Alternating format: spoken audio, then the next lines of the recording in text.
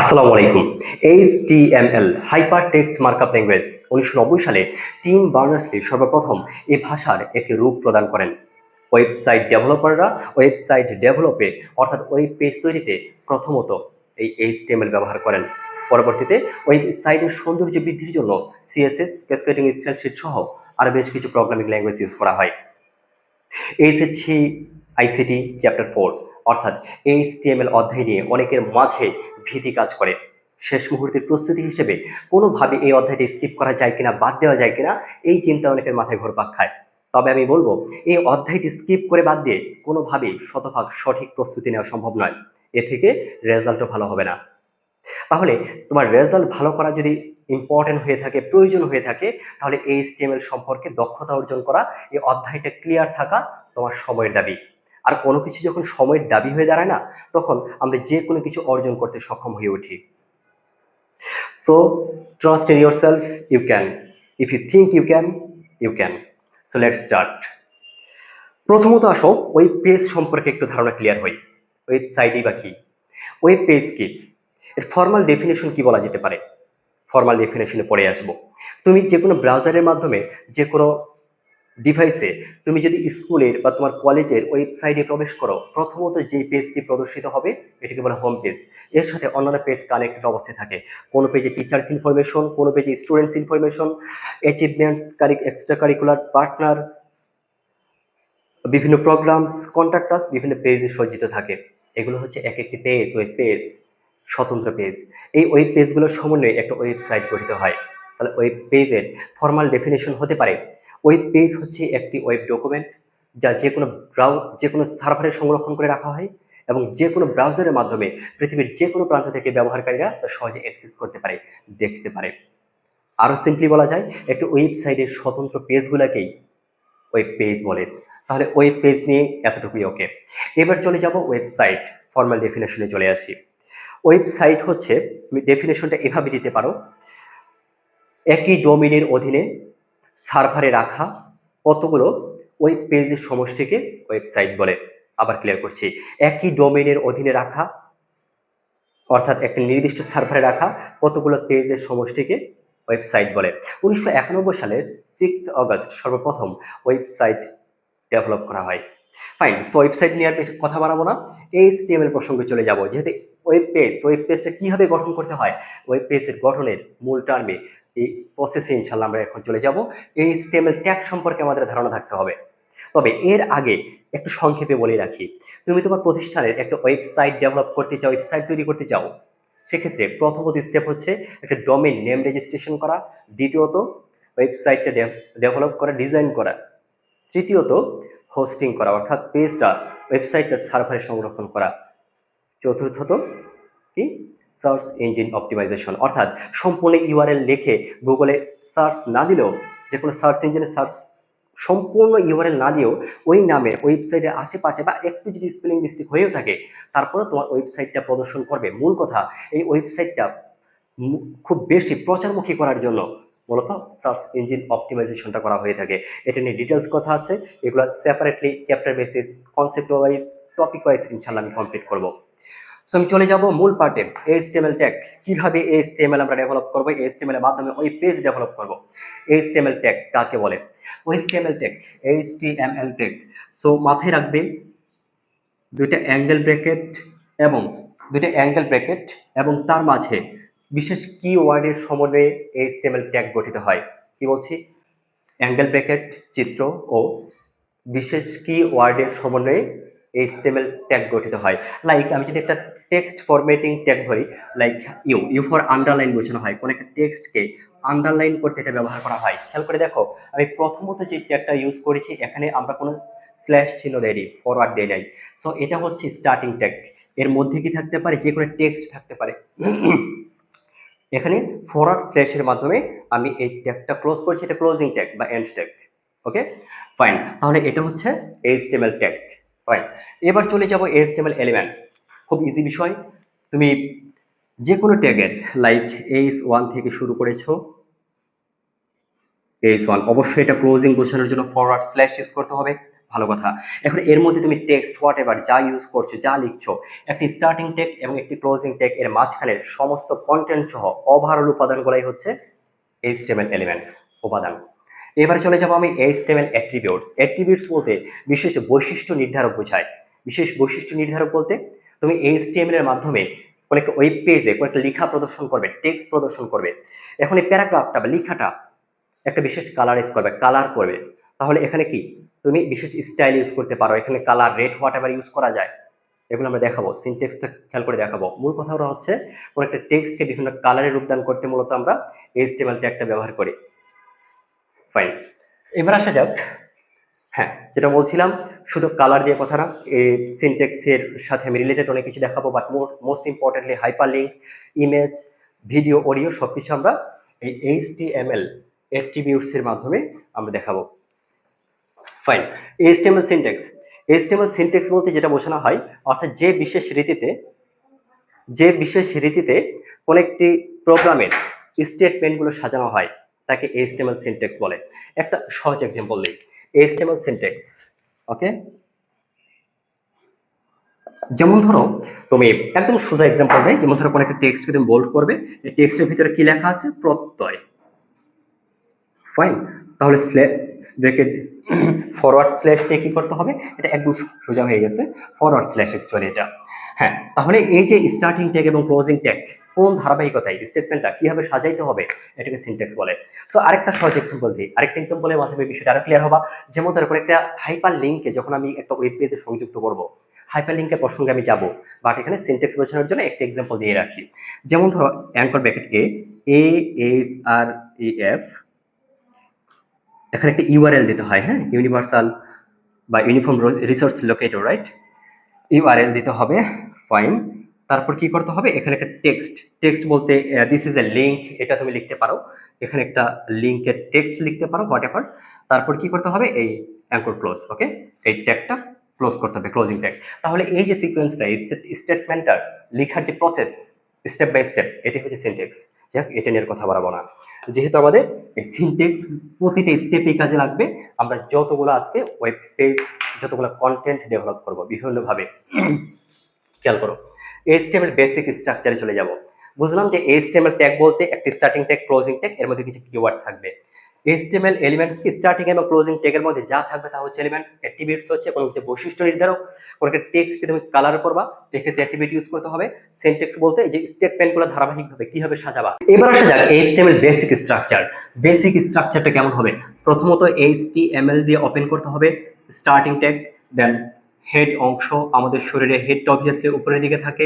হেডের মধ্যে তুমি title বসাবা, TITLE, এই টাইটেল। এর মধ্যে তুমি ওয়েব পেজ সম্পর্কিত যে কোনো শিরোনাম ইচ্ছা অনুযায়ী ওয়েব পেজ সম্পর্কিত বসাইতেই পারো। ফাইন, হেডটা ওপেন করেছিলে, যা ওপেন করবে তা মনে করে ক্লোজ করতে হবে, আর ক্লোজ করার জন্য অবভিয়াসলি ফরওয়ার্ড স্ল্যাশ ইউজ করবে। ফাইন, হেড ক্লোজ, ডান। এবার চলে যাবো মেইন পার্টে, অর্থাৎ বডি অংশে।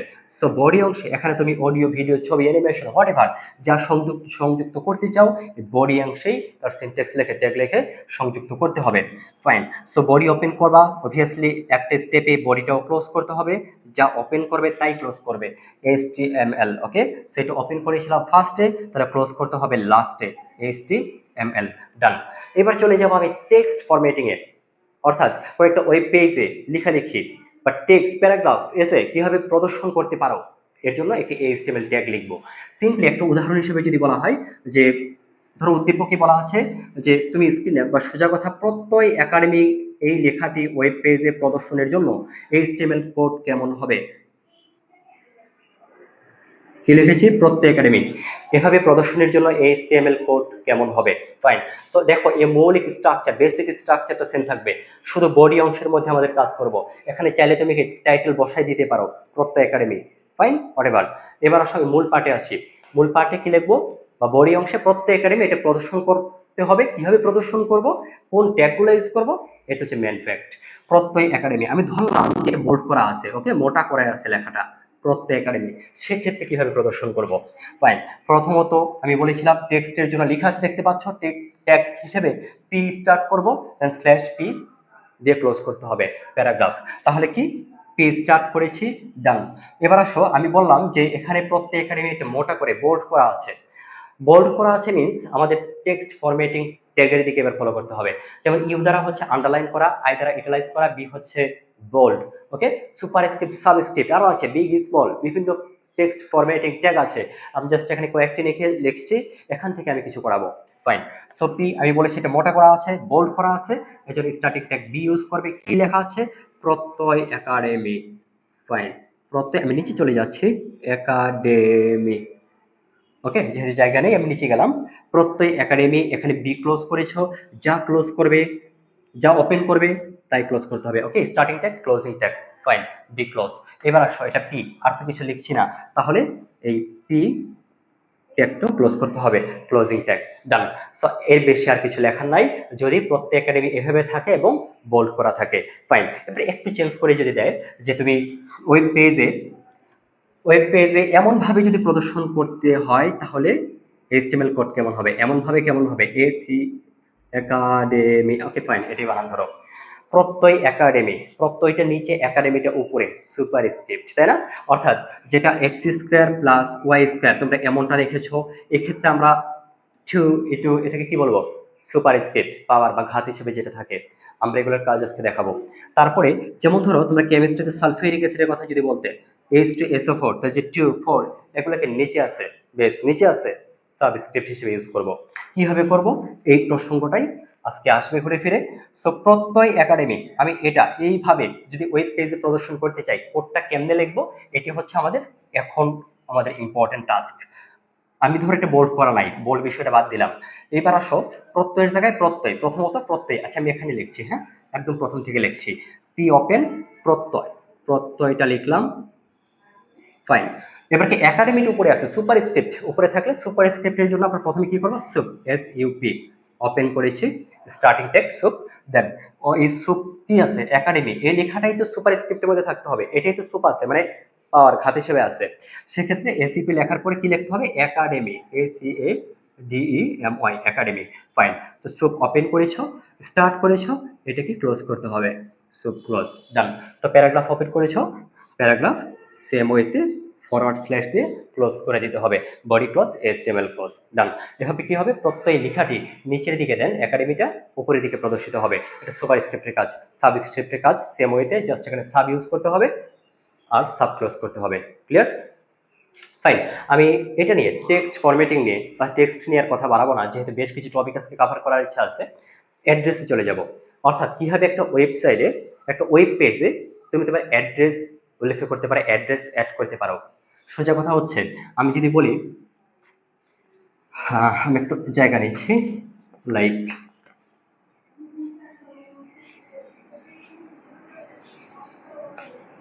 আচ্ছা, আমি এখানে একটা ফিগার ড্র করছি, খেয়াল করো।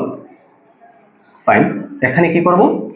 তুমি লিখবা একটা অ্যাড্রেস, প্রত্যয় একাডেমি। ফাইন, সেখানে হাউস নাম্বার, রোড নাম্বার ধরো উল্লেখ থাকবে, হাউস, আচ্ছা হাউস কত? 7, রোড নাম্বার 2। ডান। ধরো আমি কি একটা ফোন নাম্বার দিয়ে দিব। ডান, ফোন নাম্বার 01971326678। ওকে, সো এই অ্যাড্রেসটা এতটুকুই, এই অ্যাড্রেসটা আমি ওয়েব পেজে প্রদর্শন করতে চাই।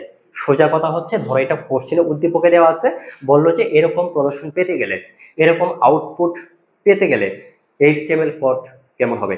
HTML কোডটা লিখতে হবে। ফাইন, সো প্রথমত আসা যাক, এই ক্ষেত্রে আমরা কি কাজ করব? বডি বা এই যে বেসিক স্ট্রাকচার, এটা সেম থাকবে, শুধু বডি পার্টের মধ্যে আমরা মূল কাজটা আগাবো। অর্থাৎ প্রত্যয় একাডেমি, আমি বলছি এটা একটা অ্যাড্রেস। সো প্রথমত অ্যাড্রেসের জন্য খেয়াল করে আমি ট্যাগ আগে লিখে রেখেছি। ট্যাগ বলতে এই অ্যাড্রেস ট্যাগের জন্য অ্যাড্রেস ইউজ করতে হবে, starting tag address, ADDRESS, address. বাকি কাজ নিয়ে কোনো প্যারা নাই। এখন অ্যাড্রেসের মধ্যে যে বিভিন্ন পার্ট, বিভিন্ন লাইন দেখতে পাচ্ছ, এক একটা লাইন স্বতন্ত্রভাবে নিচে নিচে প্রদর্শনের জন্য আমাদের BR, ব্রেক ট্যাগ ইউজ করতে হবে। এটা কিন্তু একটা এমটি ট্যাগ, অর্থাৎ যে ট্যাগের কোনো স্টার্টিং আছে কিন্তু এন্ড ট্যাগ নেই। ওকে, ক্লোজিং ট্যাগ যদি না থাকে সেটাকে এটা আমরা কি বলবো? এমটি ট্যাগ বলবো। এরকম কারা কারা আছে, যেমন BR, ASR, file, image, IMG, তাই না? তাহলে এগুলো হচ্ছে এমটি ট্যাগ। হ্যাঁ, অ্যাড্রেস লিখেছি, এবার অ্যাড্রেসের মধ্যে কি লিখবো? অ্যাড্রেসের মধ্যে আমাদের পুরো অংশটুকু যা ওয়েব পেজে প্রদর্শন করতে হবে। প্রত্যয় একাডেমি, ফাইন। এবার প্রত্যয় একাডেমির নিচে এই হাউস নাম্বার এবং রোড নাম্বার লিখতে হবে। তাহলে আমি কি করবো, এখানে একটা ব্রেক ইউজ করব, ফাইন। তাহলে এই BR ইউজ করার মাধ্যমে এই লেখাটা মানে এটার পরবর্তীতে আবার একটা লাইন আসবে, ফাইন। কোনটা? House, house 7 road 2। ওকে, আবার আমরা ব্রেক ইউজ করব, কারণ এর নিচের লাইনে আমরা মোবাইল নাম্বারটা শো করতে যাব, fine. So then mobile 01971, fine.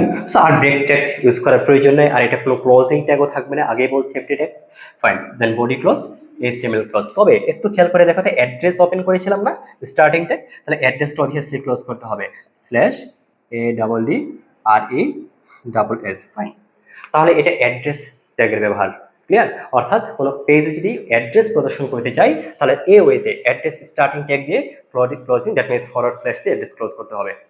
ওকে, এবার চলে যাবো হাইপার লিঙ্কের, অর্থাৎ এক পেজের সাথে অন্য পেজের বা অন্য কোনো ওয়েবসাইটের একটা পেজে সংযুক্ত করা, লিঙ্ক সংযুক্ত করা ওয়েব পেজে আমরা দেখাবো।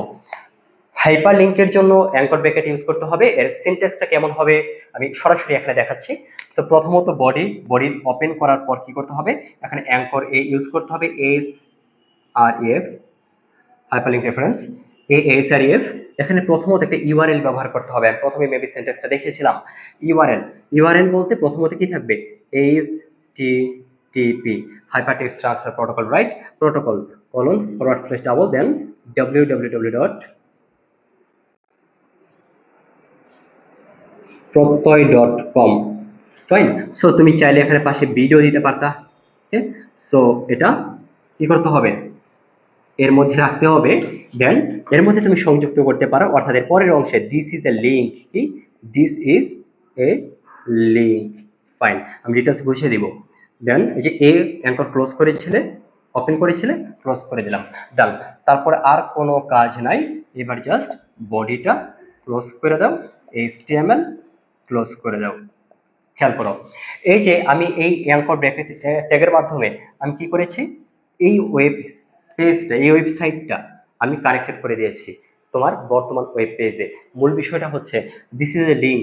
যখন তুমি এটা রান করবা, ওপেন করবা, তখন তোমার ওয়েব পেজে মূলত দিস ইজ এ লিঙ্ক এই লেখাটা প্রদর্শিত হবে, নিচে আন্ডারলাইন থাকবে, নীল দেখাবে। তুমি যদি কার্সর এর উপর নিয়ে যাও, ক্লিক করো, তাহলে অন্য একটা ওয়েবসাইটে তোমাকে নিয়ে যাবে, ফাইন। তাহলে দিস ইজ এ লিঙ্ক এটাই শুধুমাত্র প্রদর্শিত হবে, এটা কিন্তু শো করবে না, প্রদর্শিত হবে না, প্রদর্শিত হবে এই অংশটি, আর এই অংশটাই নিয়ে যাবে এই ইউআরএল এর ঠিকানায়, ফাইন। সো এবার চলে যাবো আমি কিভাবে একটা পেজে ইমেজ সেভ করতে পারো, ছবি সংযুক্ত করতে পারো। ওকে, ফাইন। সো ধরো এখানে আমি একটা পাখির ছবি ড্র করে নিই। ওকে, ধরলাম এটা একটা পাখি।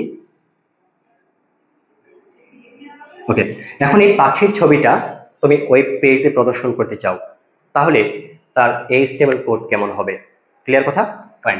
বডি ওপেন করেছি, এবার চলে যাব আমরা মূল পার্টটা দেখে আসি। ইমেজের জন্য, ইমেজ অ্যাড করার জন্য ট্যাগটা কেমন হবে, IMG।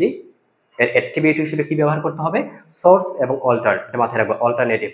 অর্থাৎ আবার বলছি, এর অ্যাট্রিবিউট আমরা ইউজ করব SRC, আরেকটা কি ব্যবহার করব, ALT। অনেক সময় আমরা ইউজ করি, আবার করিও না। অর্থাৎ এটা কখন ইউজ করব, অল্টার। সোজা কথা হচ্ছে, এই কোন ব্রাউজার যদি এই ওয়েব পেজটা প্রদর্শন করতে বা ছবিটা প্রদর্শন করতে ব্যর্থ হয়, তবে এই অল্টার এর মাধ্যমে, টেক্সটের মাধ্যমে বুঝে নিতে পারবে এখানে একটা মূলত ছবি ছিল, ফাইন। তাহলে আসা যাক কিভাবে একটা ইমেজ সেভ করতে পারি। বডি ওপেন, ইমেজের জন্য IMG SRC। ওকে, সো বার্ড, BIAD, JPG। অর্থাৎ এখানে ছবির জন্য যে এক্সটেনশন আমরা ইউজ করব JPG বা PNG ব্যবহার করতে পারতাম। আবার মুভেবল যে কোনো ইমেজের জন্য বা অ্যানিমেশনের জন্য GIF, graphical interface format, right? So এখানে bird.jpg হিসেবেই রাখবো। দেন আমরা চাইলে এটা কি করতে পারি, এটাকে অল্টারের মাধ্যমে ALT, অর্থাৎ আমি বলছিলাম যেটা ওই পেজে যদি ছবিটা কোনোভাবে ব্রাউজার যদি ছবিটা কোনোভাবে প্রদর্শন করতে ব্যর্থ হয়, তাহলে এই অল্টার ট্যাগ এর মাধ্যমে আমরা বুঝে নিব যে এখানে অ্যাকচুয়ালি কার ছবি ছিল, কিসের ছবি ছিল। তাহলে অল্টারের মাধ্যমে দিলাম কি বার্ড পিকচার, ওকে, বা বার্ড ফটো, ডান। সো ক্লোজ করে দিলাম। এবার আসা যাক ইমেজ ট্যাগের। ইমেজের কোনো ক্লোজিং ট্যাগ নাই, এজন্য স্ল্যাশ দিয়ে ইমেজ ট্যাগ ক্লোজ করার কোনো বিষয় নাই। ফাইন। সো ওকে, আমরা এই পর্যন্ত রাখি, আর কিছু সেট করবো না এখানে। স্ল্যাশ দিয়ে বডি ক্লোজ করে দিই, দেন HTML ক্লোজ করে দিলাম। ওকে, এবার আসা যাক, আমি যদি বলতাম যে এই ছবিটা বা এই পাখিটা মুভ করছে, উড়ছে, দ্যাট মিনস GIF তখন ব্যবহার করতে হবে। অর্থাৎ অ্যানিমেশনের ক্ষেত্রে আমরা কি করতাম, ইমেজ সোর্স সব ঠিক থাকতো, জাস্ট এখানে GIF, ওকে, গ্রাফিক্যাল ইন্টারচেঞ্জেবল ফরম্যাট ইউজ করতে হতো। ওভারঅল সব তুমি সেম রাখতে পারো, অল্টার চাইলেও দিতে পারো, না চাইলে না দেওয়া কোনো সমস্যা হবে না। বডি ক্লোজ, দেন HTML ক্লোজ, এতটুকুই। চাইলে এর মধ্যে কি করতে পারি, একটা টেক্সট আমরা এড করতে পারতাম পি দিয়ে, this is a flying bird, okay fine. এবার চলে যাবো আমি অডিও কিভাবে এড করতে হবে। একটা ওয়েব পেজে অডিও প্রদর্শনের জন্য HTML কোড কেমন হবে। সো HTML কোড অডিও প্রদর্শনের জন্য, ওকে। সো বডি ওপেন করেছি, এবার অডিও কন্ট্রোল, মাথায় রাখবে অডিও দিয়েই ওপেন হবে, কন্ট্রোল। এখন কথা হচ্ছে স্যার এখানে কন্ট্রোল এই অংশটুকু অ্যাকচুয়ালি কি রিপ্রেজেন্ট করছে। কোন একটা গান তুমি সামনে পিছনে টেনে নিতে পারছো, পোজ করতে পারছো, স্টার্ট করতে পারছো, এই যে সামনে পিছনে টানা ওভারঅল অ্যাক্টিভিটিসে কন্ট্রোলিং এর যে কাজ, এই অডিও কন্ট্রোলটা এটা করে থাকে। ফাইন। এবার আসলে যাক সোর্স লিখবো, SOURCE, সোর্স, SRC। ফাইন। এবার অডিওটা কার, অর্থাৎ গানটা কোথা থেকে নিবা, টাইটেল কি, DRE, ফাইন, ধরো ড্রিমার্স, একটা সং ছিল না ফিফা ওয়ার্ল্ড কাপে, ফাইন, ড্রিমার্স ডট MP3, এখানে যেটা ছবি, সুতরাং তার এক্সটেনশন হিসেবে MP3 ব্যবহার করবা, কারেক্ট। এবার আসা যাক, এবার একটা কথা মাথায় রাখবো অলওয়েজ, যে টাইপ যেটা দিবা এটা কিন্তু অডিও এবং ভিডিওর জন্য উভয়ের সেম। অডিও MPEG, ওকে। আমি ক্লোজ করে দিব। সোর্স ওপেন, হ্যাঁ, টাইপটা কি অডিও বা এমপি, হ্যাঁ অডিও স্ল্যাশ MPEG ব্যবহার করবে। দেন এখানে অডিও স্টার্ট করেছিলে, স্ল্যাশ দিয়ে অডিও ক্লোজটা, এটা একটা ক্লোজ করতে হবে, slash audio, fine. Then body close and slash HTML close. এভাবে একটা ওয়েব পেজে আমি কোন একটা অডিও গান সংযুক্ত করতে পারি। তুমি চাইলে কি এখানে ভিডিও দিতে পারতে, জাস্ট ভিডিও, আর এখানে ভিডিও ক্লোজ সব সেম থাকতো, এখানে শুধুমাত্র MP4 হতো, এই তো। ফাইন। এভাবে কি অডিও বা ভিডিও সেট করা যাবে। এবার আসা যাক টেবিল। ওয়েব পেজে কিভাবে একটা টেবিল প্রদর্শন করতে পারি। সো টেবিলের জন্য আমি সিম্পলি একটা টেবিল এখানে ড্র করে নিচ্ছি।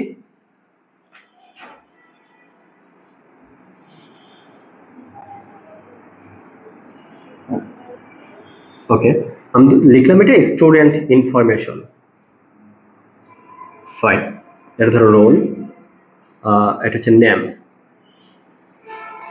রোল 101, নেম ধরো আসিফ, রোল 102, সুমন, ফাইন। দুটাই কিন্তু আমার নাম। এবার আসা যাক, সো এটা কিভাবে একটা ওয়েব পেজে প্রদর্শনের জন্য, এটা প্রদর্শনের জন্য কোডটা কিভাবে লিখতে হবে। তাহলে স্টুডেন্ট ইনফরমেশন আমরা প্রথমেই চাইলে কিন্তু একটা ক্যাপশন দিতে পারি, ক্যাপশন দিতে হবে, কারণ এখানে স্টুডেন্ট ইনফরমেশন লেখা আছে। আমি ধরলাম লেখাটা বোল্ড করা আছে, ওকে। যদি বোল্ড করা থাকে তাহলে কি বি ওপেন করতে হবে, বি লিখতে হবে, স্টুডেন্ট ইনফো, বি ওপেন করেছিলে, বি ক্লোজ, দেন ক্যাপশন ক্লোজ, ওকে। দেন এবার আসা যাক রো কোনটা কলাম কোনটা, এটা আমাদের বুঝতে হবে। কলাম হচ্ছে উপর থেকে নিচেরটা, আর রো হচ্ছে বাম থেকে ডান দিকে। তাহলে এই যে কলাম যে উপর থেকে নিচেরটা মনে রাখার ওই কি, সোজা কথা হচ্ছে কলা কি গাছে উপর থেকে নিচের দিকে ঝুলে থাকে না, সোজা কথা হচ্ছে কলাম হচ্ছে উপর থেকে নিচেরটা, আর বাম থেকে ডান দিকে হচ্ছে এগুলো হচ্ছে একটা row, fine. So caption close মানে ক্যাপশন স্টুডেন্ট ইনফরমেশন লেখাটা প্রদর্শনের কাজ শেষ। এবার চলে আসবো আমরা টেবিলে, মূল পার্টে। টেবিল রো দিয়ে কাজ শুরু করবে, একটা রো ধরবে, একটা রো ধরে কাজ শেষ করব।